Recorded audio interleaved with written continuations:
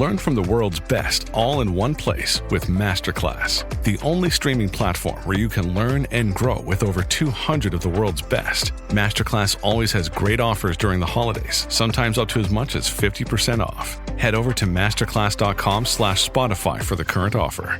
That's up to 50% off at masterclass.com/Spotify. 70,000 people are here, and Bob Dylan is the reason for it. Inspired by the true story. For anyone who's gonna hold your attention on a stage, you have to kind of be a freak. Are you a freak?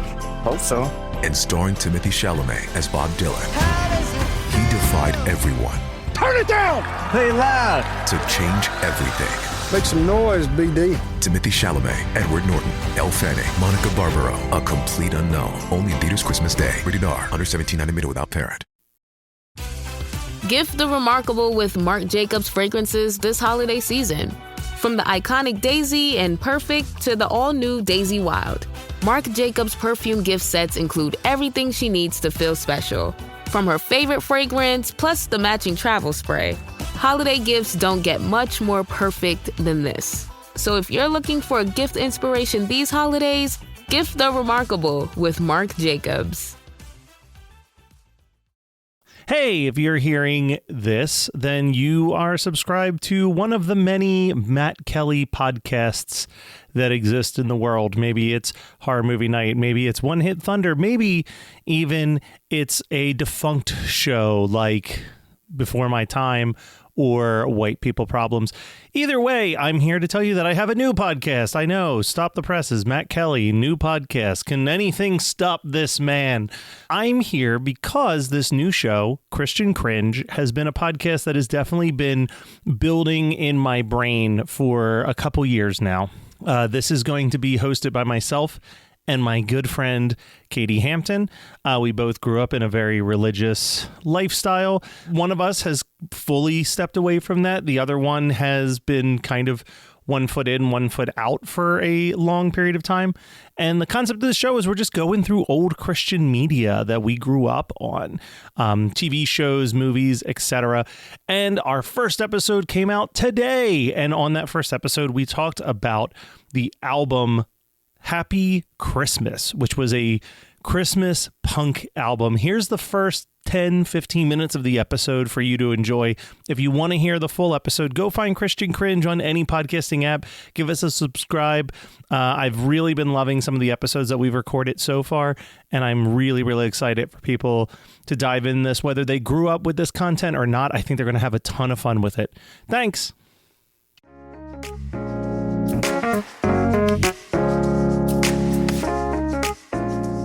Katie, I am so excited for us to start the insane journey that is this podcast, Christian Cringe. Yeah. I love that we're starting with a Christmas album. We're putting it out the week before Christmas, the holiest of weeks. And that this is also going to be a sneak peek of our show to the people watching the Geekscape holiday live stream. There's so many things I love about what's about to happen right now. Yeah, I'm super stoked. I feel like I'm not fully explaining this show well to people because of there are people that get super excited about it, and there are people that are just like, oh, okay. Yeah. Well, then here's the vision that I have for this show, right? Yes. I think that there's a kind of a multitude of layers here. And given the current political climate, I think that the show actually maybe is more important than ever. And that's the sense I was getting the last time we recorded our very first episode. Yeah. Or the very first initiation. Yeah. You'll hear it next week, podcast subscribers. But the goal that I saw with this was I think that there is a interesting divide, horrifying, but interesting. Yeah. Where there is these two branches of Christianity right now, where there's the branch that actually takes to heart the teachings of Jesus and the call to be good people. And then there's the white Christian nationalist movement, which is pretty much the antithesis of everything that Jesus was supposed to teach us. What I think is unique is that we're coming from this as you being someone who went to a Christian college, I don't know if you were going to a Christian college with the intent of being a preacher or not, or just that you wanted to stay close to Christianity and were like, oh, I'm going to a Christian arts college. And someone like me who actually at one point did want to be a youth pastor, like That's right. Up until maybe my junior year of high school, I really was like, I'm going to be a filmmaker / youth pastor. Like that was was the goal. And I'd say that both of us have strayed from those goals. Very much so. Mine has strayed a little bit back onto that path in a very like wobbly kind of way, while yours is like continue to go in your own path. And my goal with this show is that I want people to be able to hear, I guess what I'm trying to get at is we're going to be analyzing the content that was a giant chunk of our growth at that time in the like mid 90s into the mid to late 2000s. Like that's going to be our real bread and butter. We'll absolutely look at stuff newer and stuff older than that. But I think like that 94 to like 2008 is definitely going to be like our main area of expertise that we're going to be playing with. And I think that there's a couple elements, right? I think it'll be fascinating to look at this and be like, did this push people to the bad stuff? Right. What was the end goal for them, and what was the end result from their art? Exactly. And I think this is what intrigued me the most about this, because I grew up very Christian. I was very much in the church. I was in a Presbyterian church, so Frozen Chosen. It was closest thing to Catholic in Arizona. I was very much bought and paid for by the blood of Christ back in the day. I was full on DC Talk Jesus freak. I was, youth counselor. I did mission trips, all the whole 9 yards. Went to college, to a Christian college. Mostly, I went to a Christian college, A, because it was a school I got into very easily. Yeah. B, my sister went there, and I needed some familiarity because I was very scared of the whole new world. C, it was in California, where I wanted to go and try this acting thing out. Okay. And it was a liberal arts college on top of being a Christian college. So I figured it's that not was even the most bad of the Christian colleges you could go to in the grand scheme. It's actually very shunned in the Christian community because there's dancing on campus. What? And there's like what live the music. What are they trying to do over there? 100%. No, I remember, and I have so many different, there are many stories to why my view of especially American Christianity has changed, and my relationship with Christianity has very much diverted. One of them being that when I was in college at APU, I had two roommates who fell in love with each other, and that was very much against all rules and regulations, then they could have been kicked out had they revealed themselves earlier on in their whole educational career. Seeing how a lot of that kind of panned out, and seeing how some of the art that came from all of this stuff, I realized how much I was indoctrinated, and how there are some things that I'm like, oh, I really love this. So I don't want to prompt the audience to believe that I'm just going to be here hating on everything. I probably will hate on a lot of things because there's been a lot of growth and a lot of therapy in my life, which I think has helped me become a little bit more of a wider open view, that a lot of some of this content had kind of skewed me into a narrower side of things. And when faced with reality and with real situations and real people with real circumstances that had very realistic consequences, that's what made me divert away. And I think what'll be interesting is we're looking to have a plethora of guests on this show. And the guests I want primarily on our show is going to be a mix of either one of three categories, right? People who grew up exactly like us, and maybe some of them are still religious, maybe some of them aren't, but people who this isn't new material that we're presenting to them. There is that rose tinted nostalgia glasses that they will have for this stuff. I also want people who have never even touched this Heard stuff. this stuff. Yeah. But I want them to come in it as unbiased as possible to like bring in a metalhead to listen to Christian metal and give us their like honest opinion on like, is this good? Like take the lyrics out of it. Like just sonically, are they good musicians or not? Like finding that, or which I think is very possible for a few of these, getting some of the people who were boots on the ground, getting members of some of these bands, getting some of the filmmakers to come and talk to us about like what was going on, because a lot of those people are ex-evangelical now. Yeah. And like, so I think that there's a lot to be learned. It's honestly one of those things that like really, I think we started probably, I can't remember what Comic-Con, but we had talked about this a couple of Comic-Cons ago. And we were talking about sort of our relationship with Christianity and like all of the like random art and random movies and random video games and books. Like, I mean, this had a vice grip on so much of the content that we were consuming, to the point where like, yeah, I didn't watch Die Hard until I was like 28, you know, because I had all different versions of that were all Christian tinted. So I'm very excited to delve into some of these different things, especially the album that we're going to be talking about today. And I think that that's why I wanted to start here, right? I wanted to start here for a couple of reasons. A, it's something I've already done a podcast on before with Christmas 365.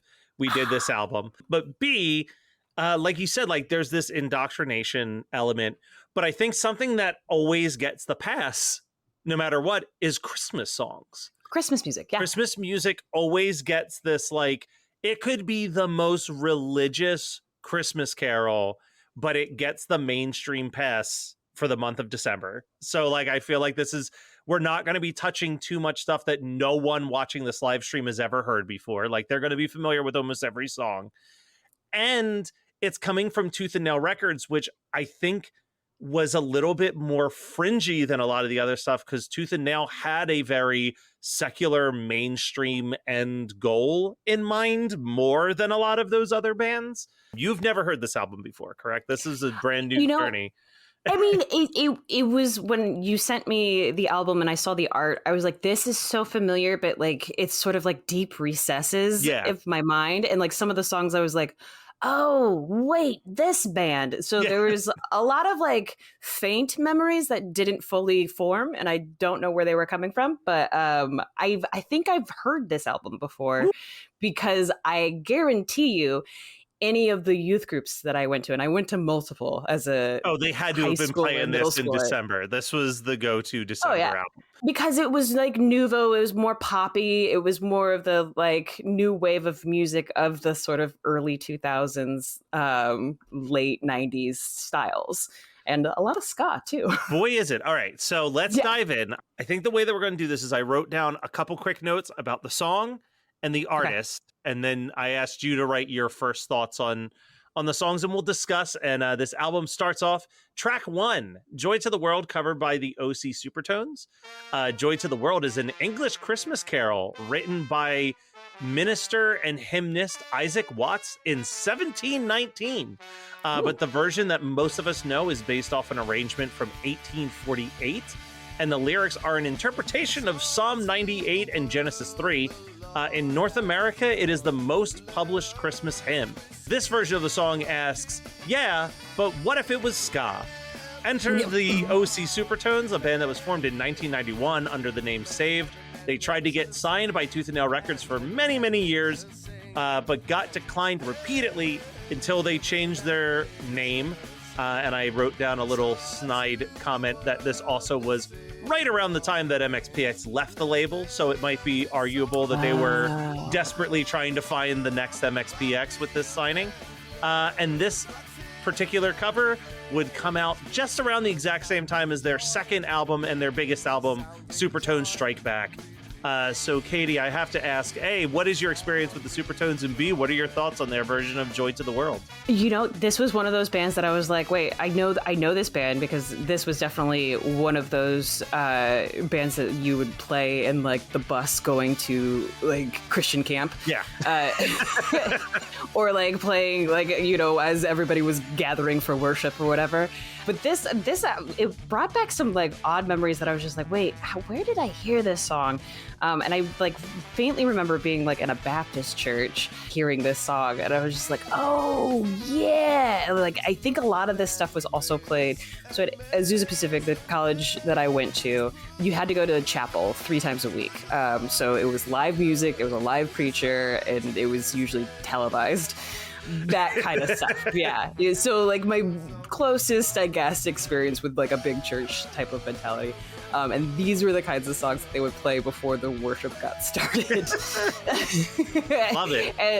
And like honestly, I feel like it was Christian ska that got me into ska.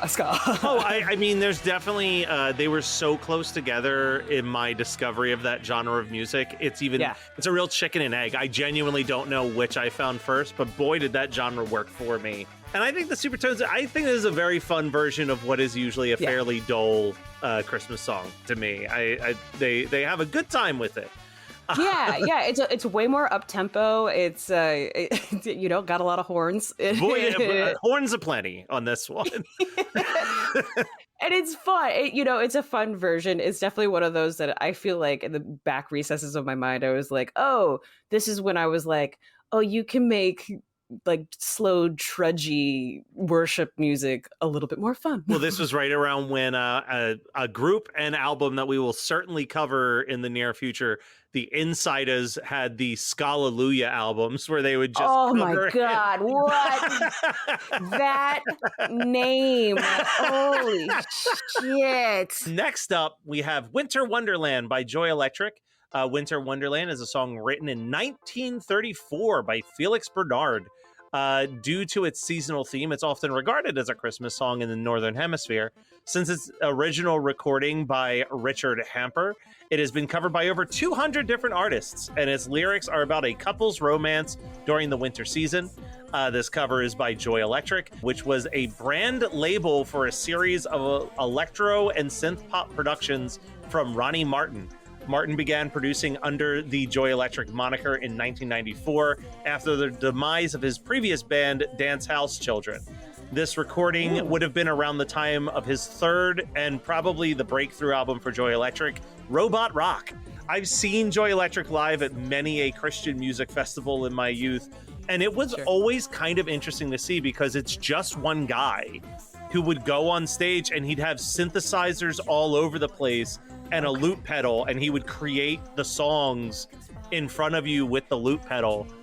He kind of fell into one of those categories where like his songs were very overtly Christian. But I think he also was like wanting to be taken seriously as like he really passionately cared about the structure. He wrote overtly Christian songs that could have made him billions of dollars if he had written them as praise and worship songs, but he wrote them as these very like genre pushing bloopy bloppy electro synth songs that no church would ever adopt into their ministry.